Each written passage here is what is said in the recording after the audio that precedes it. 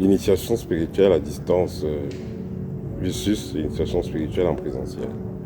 Alors, vous savez, un maître spirituel, quand tu commences à exercer dans son environnement, quand il commence à travailler pour ceux qui habitent dans son environnement, dans sa ville, plus il est efficace, plus il y aura des personnes qui vont venir vers lui.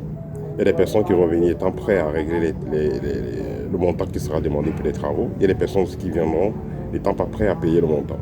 Également, il y a des personnes qui viendront aussi avec les mauvaises intentions, ainsi de suite. Quand vous faites donc une initiation en présentiel, cela est un peu difficile parce que le maître doit avoir le temps pour s'occuper des étudiants, il doit avoir le temps pour préparer les produits qu'il doit utiliser pour traiter les patients, d'avoir le temps pour s'occuper de sa propre famille, ainsi de suite. S'il y a donc plusieurs personnes, il va recevoir personne après personne, personne après personne. Pour finir, il n'aura pas le temps pour s'occuper de lui-même et pour faire d'autres activités. Tandis que l'initiation spirituelle à distance, elle est meilleure parce que déjà, dans la spiritualité, la distance n'existe pas. Peu importe où vous êtes, vous avez un appareil de connexion, une caméra et autres, et vous échangez en privé directement avec le maître. Ce qui fait que l'évolution est plus rapide. Il y a des gens qui initient en groupe, qui font les formations en groupe. Là, c'est un peu plus léger.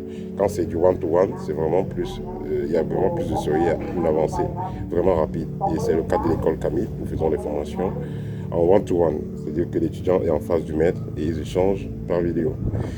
Et ceux qui sont généralement capables de payer les formations sont les personnes qui travaillent, les personnes occupées, les personnes qui ont des familles à gérer. Et si vous êtes à ce niveau-là, vous ne pouvez pas, vous avez ce niveau de vie, vous ne pouvez pas donc voyager, aller en Afrique ou dans un autre continent pour faire 2 à 3 mois, 6 mois de formation, d'initiation. Parce qu'une initiation de base demande au moins 6 mois.